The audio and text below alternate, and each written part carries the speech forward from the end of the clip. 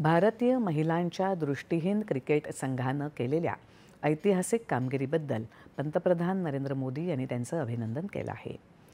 भारतीय महिलांच्या दृष्टिहीन क्रिकेट संघानं कोलंबो इथे पहिल्या महिला T20 विश्वचषकाचं विजेतेपद पटकावलं.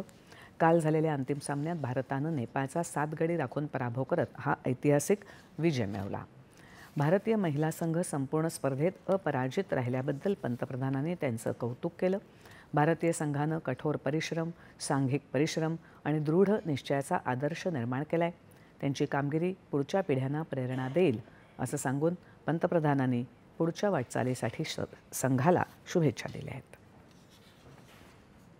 गुवाहाटी इथे भारत आणि दक्षिण आफ्रिका यांच्यात सुरू असलेल्या दुसऱ्या कसोटी सामन्यात आज तिसऱ्या दिवशी मार्को यान्सेनच्या भेदक गोलंदाजीपुढे भारतीय संघाचा निभाव लागला नाही आणि भारतीय संघ मोठी धावसंख्या उभारण्यात अपयशी ठरला.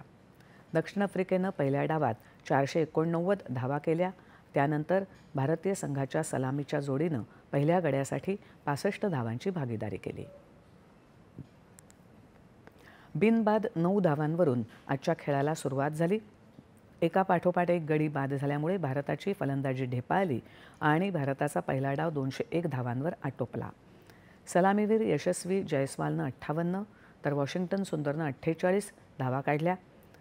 दक्षिण आफ्रिकेच्या दुसऱ्या डावाला सुरुवात झाली असून दिवसअखेर आफ्रिकेच्या बिनबाद 26 धावा झाल्यात. त्यामुळे आफ्रिकेकडे एकूण 314 धावांची त्यांनी आघाडी घेतली आहे. आणि आता ठळक बातम्या पुन्हा एकदा.